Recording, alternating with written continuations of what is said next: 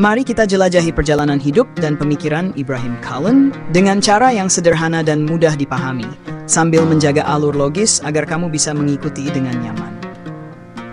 Bagian 1. Perjalanan hidup Ibrahim Kallen.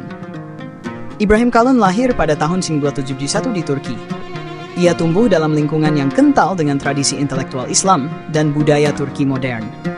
Pendidikan formalnya dimulai di bidang hubungan internasional, namun kemudian ia mendalami filsafat dan studi Islam di tingkat lanjutan. Kallen meraih gelar doktor dalam bidang filsafat dan agama di George Washington University, Amerika Serikat. Selain sebagai akademisi, Kallen juga dikenal sebagai penasihat senior dan juru bicara Presiden Turki. Perannya tidak hanya di ranah akademik, tetapi juga di pemerintahan, menjadikannya figur yang jembatan antara teori dan praktik politik, serta intelektual dan kebijakan publik. Bagian 2. Perkembangan pemikiran melalui karya-karyanya.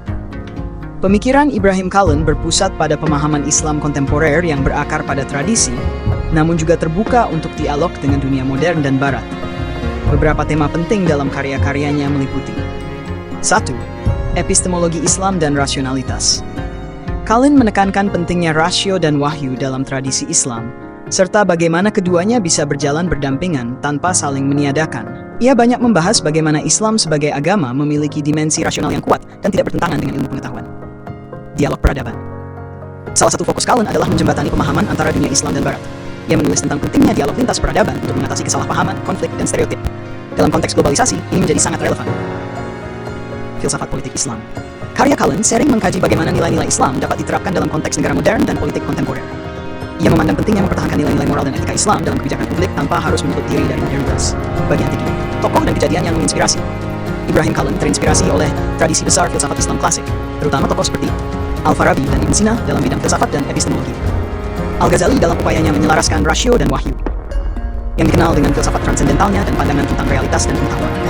Selain itu, peristiwa dunia modern seperti konflik dunia barat, era pasca 1911, dan tantangan globalisasi juga membentuk pandangannya tentang pentingnya dialog dan rekonsiliasi antara budaya dan agama.